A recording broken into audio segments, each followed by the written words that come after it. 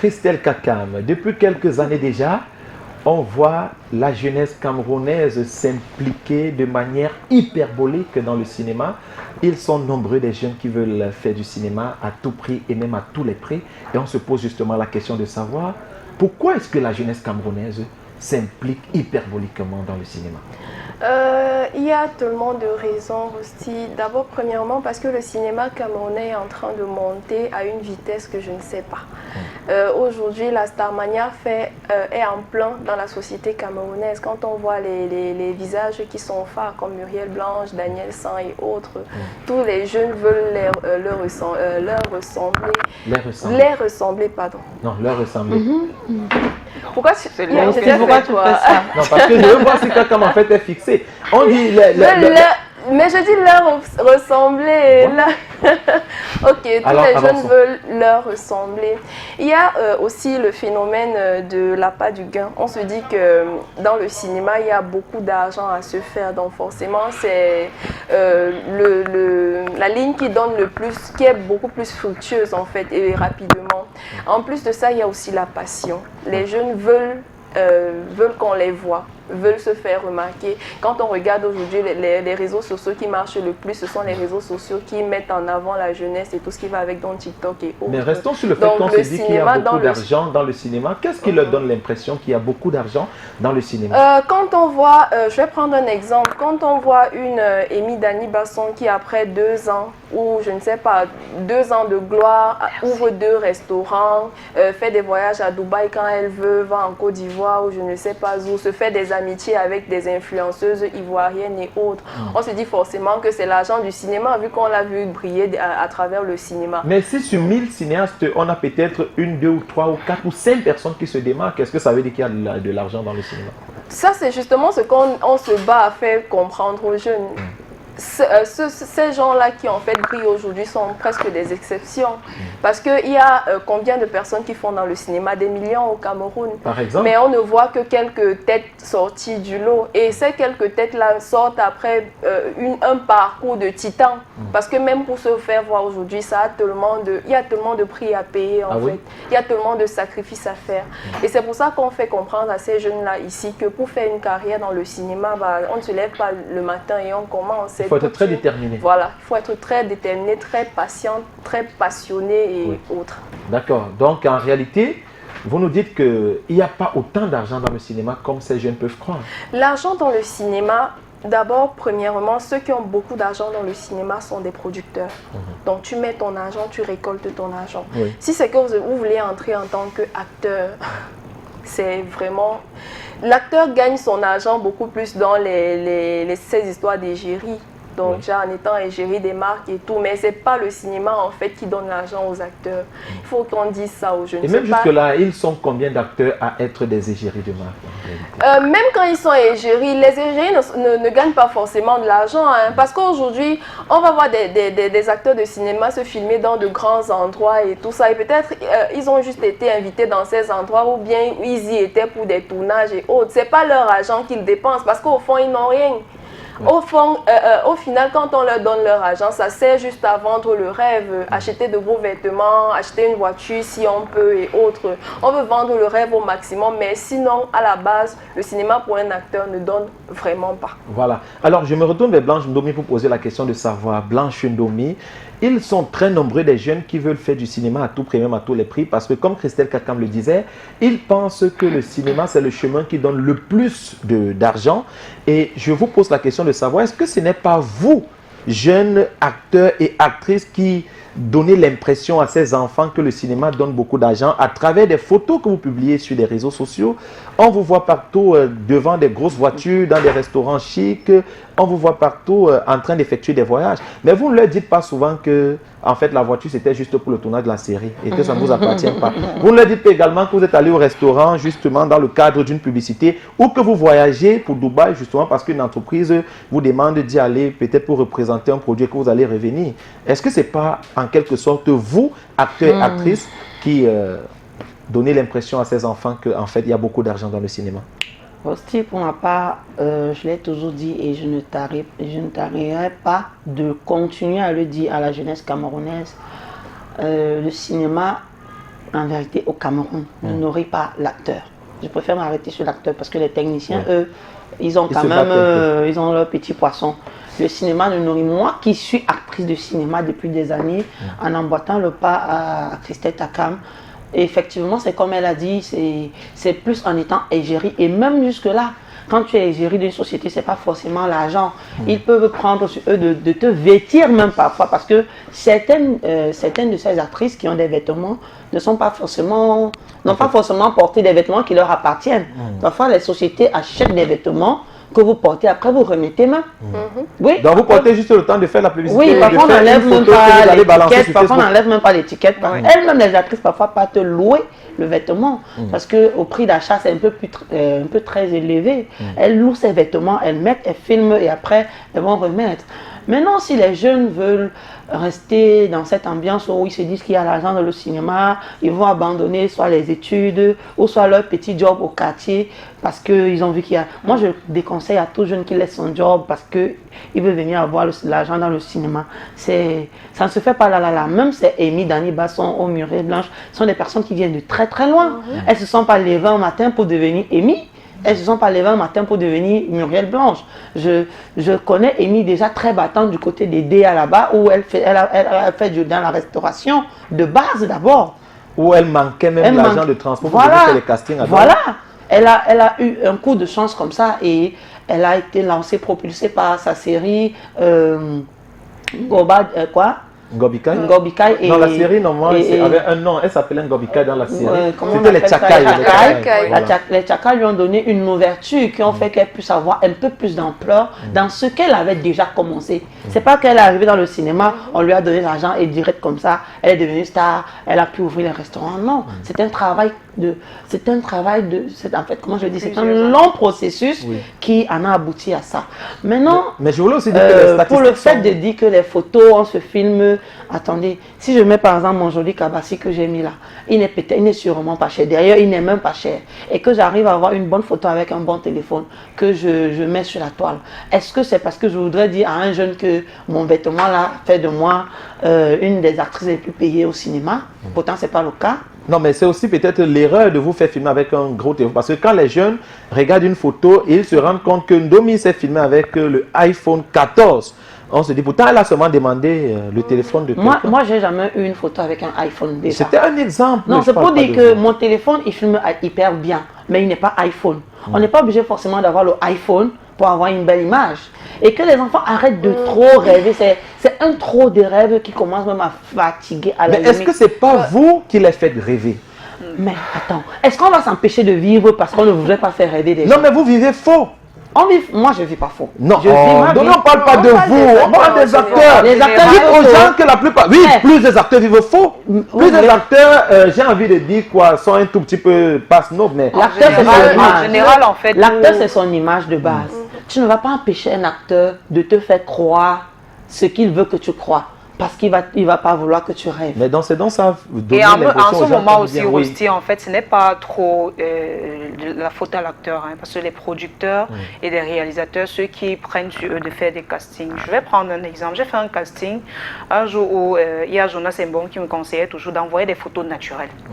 J'ai envoyé des photos naturelles. Il y a quelqu'un qui m'a quand même dit qu'il faut apprendre à faire des belles photos. Va faire des shootings, faire des photos dans des beaux endroits et tout. Et on pourra peut-être te sélectionner. Donc, il y a ces producteurs-là aussi qui frustrent à ce niveau-là, où tu te sens obligé de partir même dans certains endroits où tu ne peux même pas te payer une facture de 2500 francs. Pour la cause, on peut comprendre, mais est-ce que ça devrait être une habitude? Parce que, en fait, je ne vous coupe pas, mais on a souvent vu des acteurs laisser leur propre maison, qui est d'ailleurs assez bancale, pour aller se filmer chez le voisin. Et Black Oya a fait une émission ici avec moi où il m'a dit, Rosti, essaye de créer une émission dans laquelle tu vas aller interviewer les acteurs chez eux. Non, tu vas voir. Et oui, ça sera personne ne va accepter que tu passes Parce qu'ils sont toujours en train de montrer sur Facebook qu'ils habitent dans des immeubles à Kotor, ils habitent dans des appartements à Makepe. Oui, c'est ça. En fait, est-ce que ce n'est pas une être erreur? aussi star, c'est vendre le rêve aussi. Ça, on va pas en vouloir aux S'il vous plaît, acteurs. laissez-nous pour terminer. Oui, allez-y. Être aussi star, c'est vendre ce rêve-là. On va pas, comment je vais dire, se limiter à ce que être acteur aussi, c'est ça. Hein. Faire voir. Je vais vous dire une chose, Rosti. Je cherche à comprendre. Non, si peut-être vous êtes un acteur et que vous vous présentez tel que vous êtes, de un, vous ne serez pas sollicité. De deux, vous ne serez pas suivi. Il faut avouer que la population, la fanbase, en fait, aime voir du bling. Le bling-bling. Oui. Donc, si vous n'êtes pas capable de vendre ça, c'est à eux d'être sages. Si vous n'êtes pas capable de vendre ça déjà à ces jeunes-là, oubliez, vous n'aurez pas une bonne fanbase. Ça, c'est clair. En fait. Quand vous Le voulez problème, c'est quelque chose avec qu'il y a insistance. la communication muette. Quand Vitry dit, par exemple, que c'est pas de la faute à ces acteurs-là, si c'est un peu de leur faute, ça, c'est une forme de communication muette. Nous sommes quand même à une époque où les réseaux sociaux sont quand même le centre de nos vies. Oui. On veut, en fait, vivre ce qu'on voit que les autres vivent, en fait. Si c'est que je vois un acteur, par exemple, dans un grand milieu et qui prend des photos et tout, moi, je me dis que il est parti avec son propre argent. Donc, forcément, le cinéma donne l'argent et moi aussi, je veux me lancer dans le cinéma. Mais est-ce que tu vas te laisser? Vitry Ngoupo vous explique que l'acteur fait ce qu'il a fait pour son image. Il est responsable de ce qu'il poste, mais il n'est pas responsable de de ce que ta vous percevez. conception. Voilà. Donc tu perçois ce que tu perçois, c'est ton problème. Oui. Il poste ce qu'il poste pour son image et pour conquérir davantage ses parts de marché. Bon, attends, je vais continuer. Parce que quelqu'un qui voit un Evan Gush dans une Lamborghini, quand il appelle pour une publicité, il ne va pas lui proposer 50 000. Il va commencer à lui proposer 300 000 parce qu'il sait quand même que Evan Gush roule en Lamborghini. Mais s'il voit Evan Gush dans une Yaris, il va dire que si je lui donne 60 000, je l'aide seulement. On se comprend. Il dit qu'elle nous explique que l'acteur il fait ça parce que c'est nécessaire pour l'évolution de sa carrière. Voilà. Bah, oui, et les jeunes alors copient ça un tout petit peu mal. Donc, chers jeunes, sachez que si vous vous lancez dans le cinéma, vous devez aller demander les maisons pour vous filmer à l'intérieur.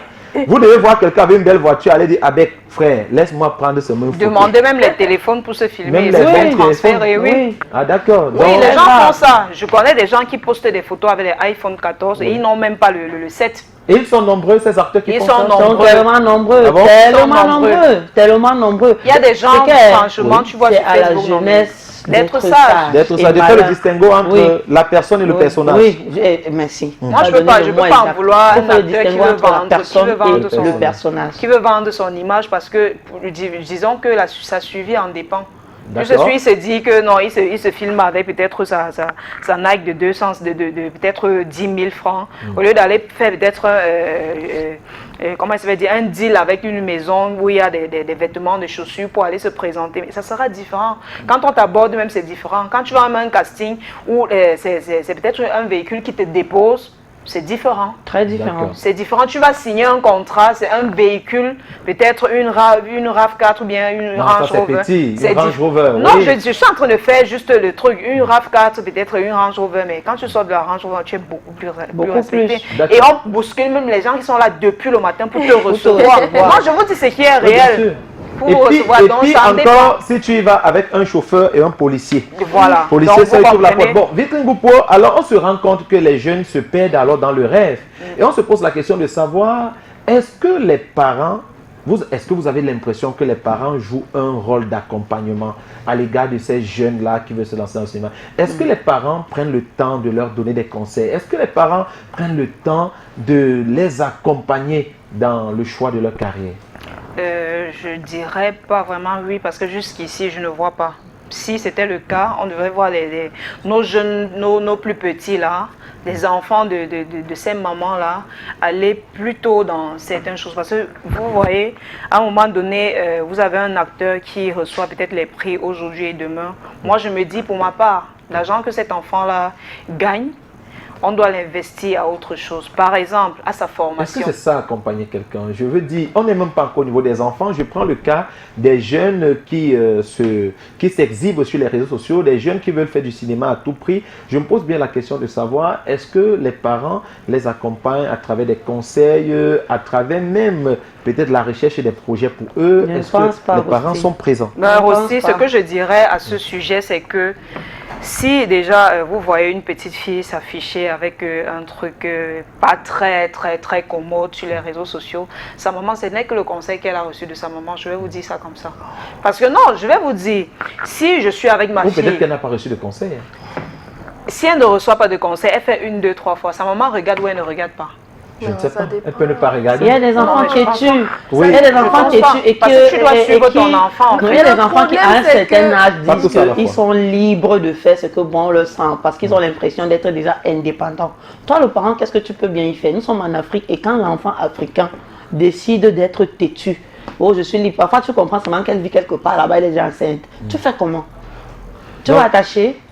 Donc, d'après vous, les parents se battent comme ils peuvent. Je crois que les parents se battent comme ils peuvent et à un certain moment, ils en ont ras le bol et ils disent, bon, ok, fais comme tu peux. C'est comme on dit, ne tombe pas là, ne va pas là-bas, il y a un trou, tu insistes, on te laisse partir. Quand tu vas tomber dans le trou, si tu peux te rattraper, tu te rattrapes. Les parents même déjà estiment qu'ils ont déjà trop de problèmes pour eux-mêmes, pour chercher encore à vouloir trop rattraper un enfant qui dit absolument tout savoir. Mais moi, alors, je me dis, bon, c'est on va peut-être vous poser notre question, hein, Christelle Kachkam, et on va aller tout droit vers le sujet que Vitrine Gopo évoquait tout à l'heure.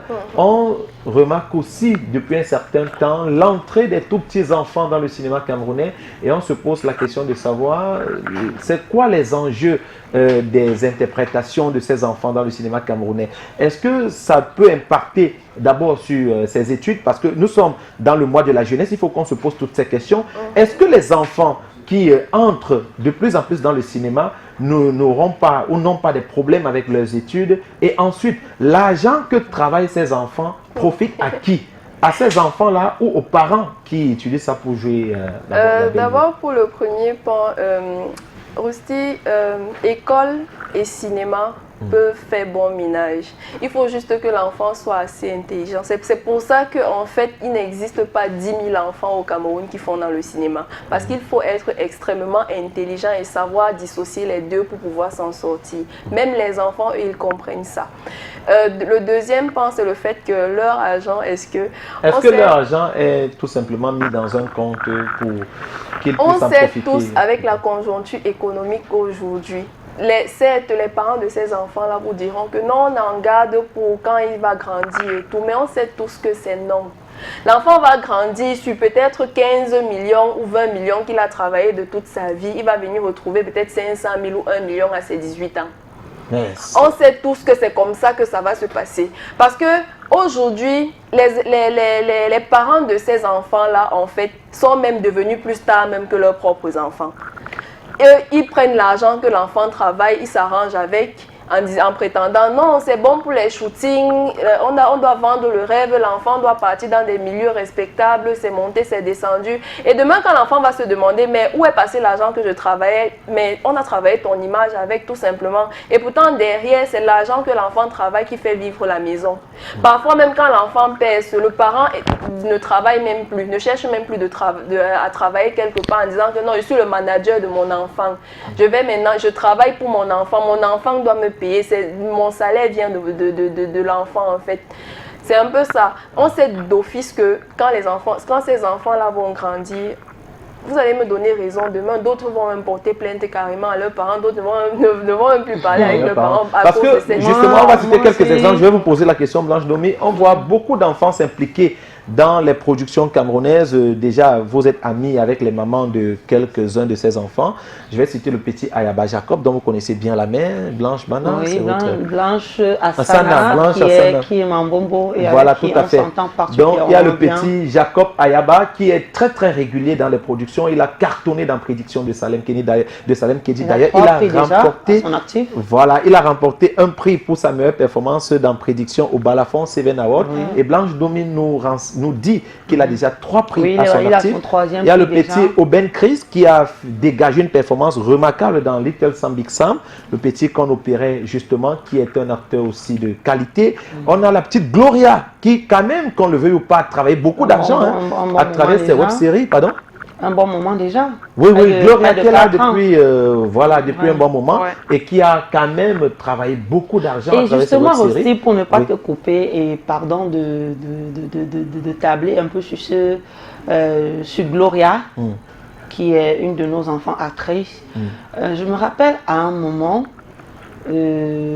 quand on se couchait tous sur William Senior, sa maman a fait des sorties où elle disait qu'elle n'a plus d'argent, elle a pris une maison où elle dort presque très mal avec ses enfants, ils ne sont pas bien couchés. C'était carrément à se demander, mais qu'est-ce que l'argent... Bon, peut-être qu'elle avait choisi de ne pas toucher l'argent de Gloria. Ah bon? Oui, peut-être que l'argent de Gloria est dans un compte bancaire et la maman a préféré souffrir. Un compte bloqué. Ça veut dire que d'ici, quand Gloria sera majeure à ses 18-21 ans, on aura un compte qui va se débloquer et qui va lui fournir près de 15 millions. Bon, je ne sais pas. Je me dis peut-être que quand Gloria aura 21 ans et qu'elle va vouloir aller continuer ses études en Europe ou c'est vraiment être en train de pleurer comme ça et il y a un compte quelque part avec l'argent, elle ne résout pas le problème. Bon, je ne sais pas, il faut peut-être appeler la belle pour savoir. Attends, donc vous pensez que de force majeure, surtout avec le problème qu'elle a eu avec sa mère, c'était un cas de force majeure. Oui. Et vous pensez en réalité que tout l'argent que la petite Gloria a travaillé est déjà fini? Je ne pense pas, je me pose des questions. Parce que vu qu'on a cité son nom, je me pose des questions par rapport au dit de sa mère. Est-ce que cet argent-là est encore là? Cet argent a été utilisé à quelle fin? Pour qu'elle en arrive au point où elle dort avec une actrice qui travaille de l'argent et l'actrice n'a pas où dormir. Parce que Gloria, c'est une actrice et qui a un argent. Qui est supposé avoir un argent et qui n'est pas supposé manquer où dormir. Parce que même si on garde une partie, on est tous d'accord qu'il y a une partie qui doit leur permettre de survivre. Même si déjà l'enfant a droit à la vie de par son parent. Mais si le parent se trouve buté, ce que l'enfant a travaillé peut servir à l'accompagner. Oui, et il faut aussi dire que le problème, c'était pas seulement le problème de la maman, c'était aussi le problème de l'enfant, puisqu'elle se plaignait qu'il n'y avait pas l'argent pour envoyer l'enfant à l'école. Donc, l'argent que l'enfant même a travaillé était où en ce moment? Moi-même, j'ai eu à faire des comptes bloqués ou à un moment où ça n'allait pas, mais je vais dans l'agence et puis tu expliques qu'on peut débloquer le compte. Donc, dire qu'on a gardé ça uniquement parce qu'on dit que non, quand elle sera majeure, et c'est supposé l'aider aussi en temps actuel. Est-ce que c'est déjà, je vous pose la question comme ça, en toute innocence. Est-ce que c'est déjà avec l'argent de l'enfant qu'on doit l'envoyer à l'école? Est-ce que c'est avec l'argent de l'enfant qu'on doit payer le loyer? Parce que l'enfant a droit à l'éducation, l'enfant a droit à la nutrition, même s'il ne travaille pas. D'ailleurs, qu'on interdit le travail des enfants. L'enfant a droit à la santé. Il ne faut pas peut-être raconter à l'enfant après ses 21 ans que non, quand tu étais petit, tu étais malade et j'ai utilisé ton argent pour te soigner. Non, si je n'avais pas travaillé, tu ne m'aurais pas soigné ou quoi? Si nous sommes en Afrique. Bon, sérieux, je me pose juste des questions. Et maintenant, est-ce que si l'enfant qui a 25 ans et qui voit les contrats de son travail tout petit, il voit bien que j'ai eu un contrat de 2 millions à 7 ans, un contrat de 4 millions à 8 ans et tout, et la somme de ces contrats donne 15 millions, il demande à ses parents disent qu'il y a même plus 5 francs. Est-ce que cet enfant peut porter plainte à ses parents? Est-ce qu'il peut attaquer ses parents en justice? Je me pose bien la question de savoir, parce que c'est vrai qu'on dit qu'entre hommes et femmes, entre mari et femme, il n'y a pas de vol, il n'y a pas d'escroquerie, il n'y a pas d'abus de confiance, mais je crois qu'entre parents et enfants, il y a abus de confiance. Ça peut aller aux affaires sociales. Peut-être, je me demande, peut-être même au pénal. Je ne sais pas, je m'interroge juste. J'ai essayé d'appeler Maître Koloko depuis, il ne prend pas le téléphone parce que je voudrais comprendre cette affaire. Je vais appeler Maître Koloko après de l'émission. Je vais lui poser la question de savoir, est-ce qu'un enfant qui a travaillé 15 millions à son bas âge, il grandit, il voit les vidéos, il voit les contrats, il demande l'argent à ses parents, les parents lui disent qu'il y a même plus 5 francs. Est-ce qu'il peut attaquer ses parents en justice? Est-ce qu'il peut aller au pénal? Oui, aussi, mais c'est comme on dit. Aussi, moi, je vais me servir. Je ne connais pas si ça existe ici au Cameroun, mais je sais que Beyoncé, à un moment donné de sa vie, quand elle a atteint la majorité, elle a décidé de porter plainte à son père parce que, en fait, son père l'escroquait.